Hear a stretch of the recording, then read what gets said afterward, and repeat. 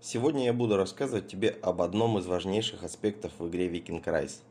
О правильном развитии за счет рационального использования всех имеющихся у тебя ресурсов и предметов. Это особо важно для игроков free-to-play и середнячков, а также очень полезно для китов и кракенов. Ведь ни один викинг в здравом уме не откажется получить в 2-3 раза больше добычи за одни и те же усилия. Немногие из игроков пользуются данной схемой развития, поэтому не сожалей об упущенном и начинай как можно скорее. Для начала пойми, что почти все нужно копить.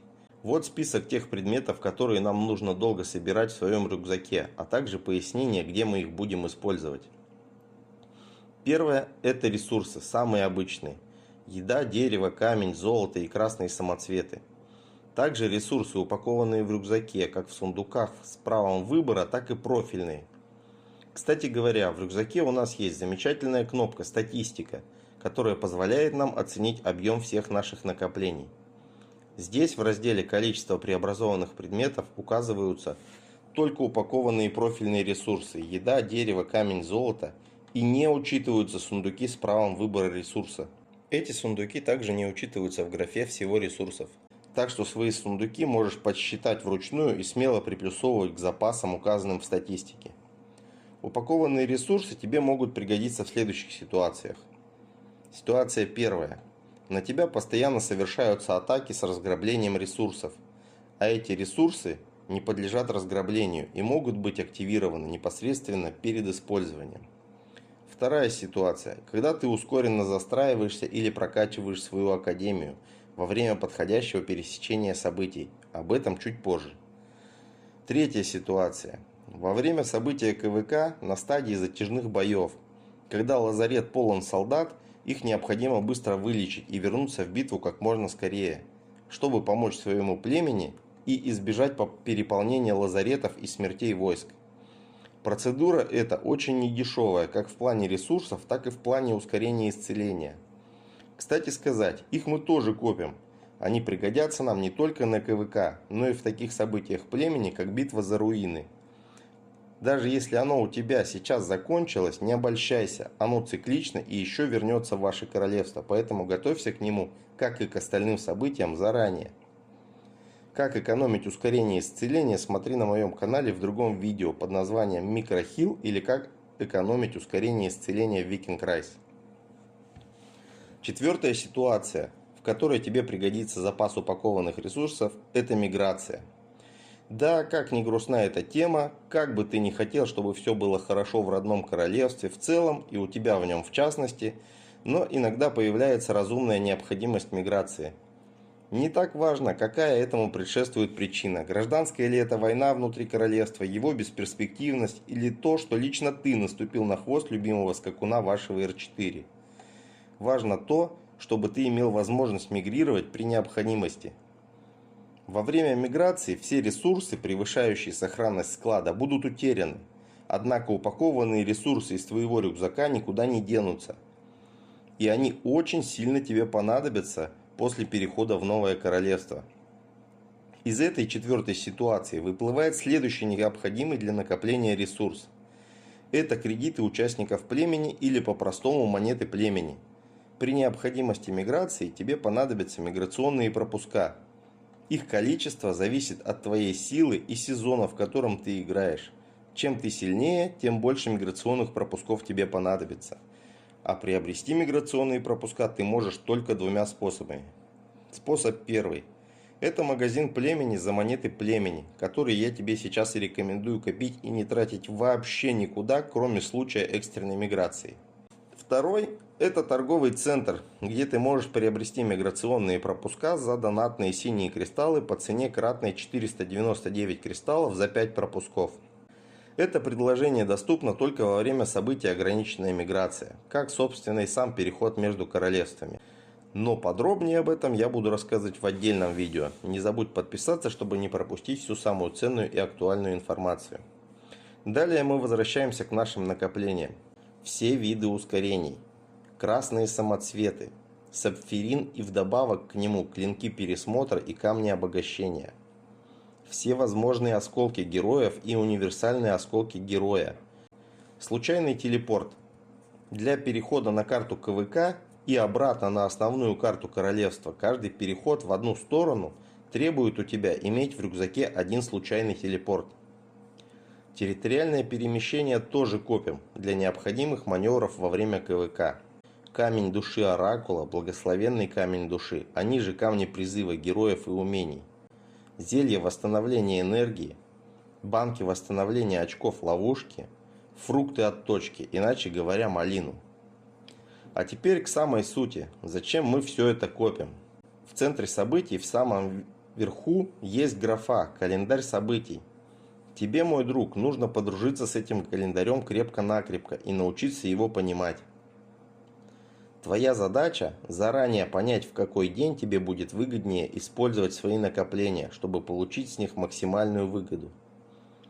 Делая одно действие, ты должен получать от 2 наград и больше. Разберем подробнее, как это работает на примере моего участия в событии Пик Мёбиус.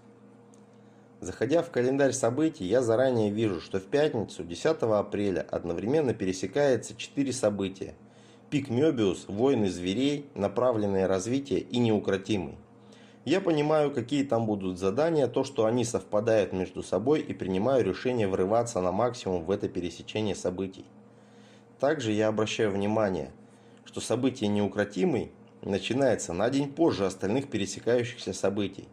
Из чего следует вывод, что 9 апреля я делаю события налегке, не трачу запасы, а просто без спешки делаю простенькие задания. Дожидаюсь пятницу и тут уже начинаю делать все задачи по полной программе. Выпала задача в событии Пик Мёбиус, сразу выполняется и перехожу к следующей. И так весь день до конца, пока не упрусь в свой предел накоплений. Разберем мои недочеты и проанализируем, что было потрачено и какой профит был получен. Мои недочеты – это малый запас красных самоцветов и малый запас сапфирина. Начиная с 15 уровня события Пик Мёбиус часто встречаются следующие задания. Пополнить самоцветы, потратить самоцветы, использовать клинки пересмотра 12 штук, использовать камни обогащения 120 штук.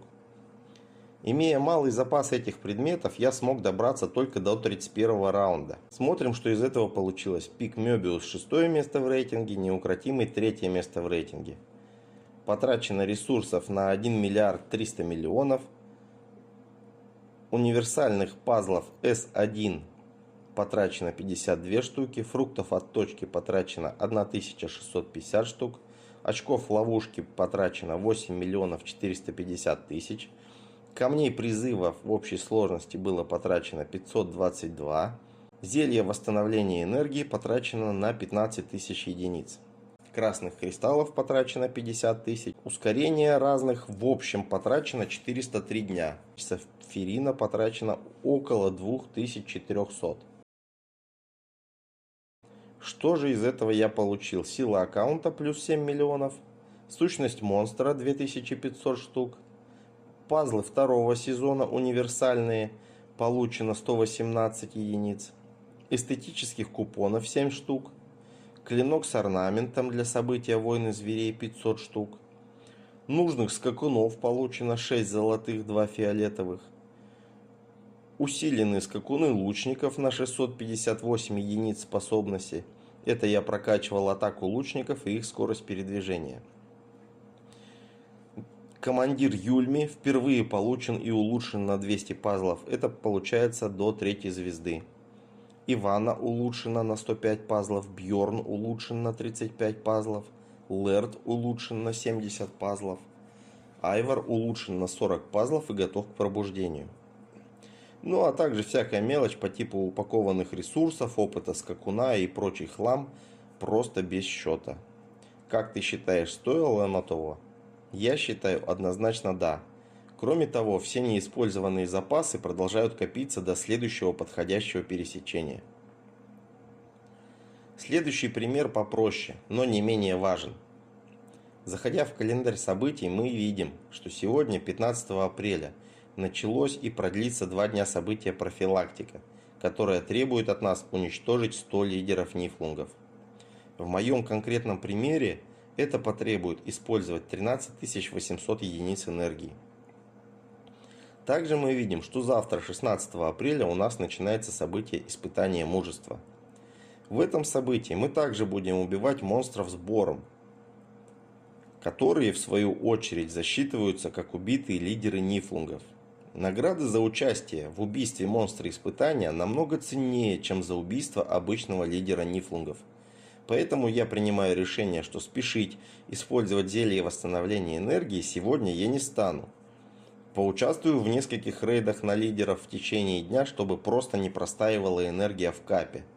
А использовать банки энергии и активно участвовать в ралли я буду только завтра, поэтому спешить не стоит и сегодня можно немного расслабиться. Ведь завтра я получу намного больше выгоды, потратив те же самые 13 800 энергии из зелий восстановления. Вот, еще один схожий по смыслу, но противоположный по значению пример. Открывая календарь событий, мы можем видеть, что сегодня, 17 апреля, начинается событие ПреКВК. Создание драгоценностей и одновременно последний день события Благословенная Земля. Задание создать снаряжение, использовать клинки пересмотра, а также использовать ускорения, которые будут потрачены при быстром создании снаряжения и требуются для закрытия события создания драгоценностей, одновременно принесут награды в событии Благословенная Земля.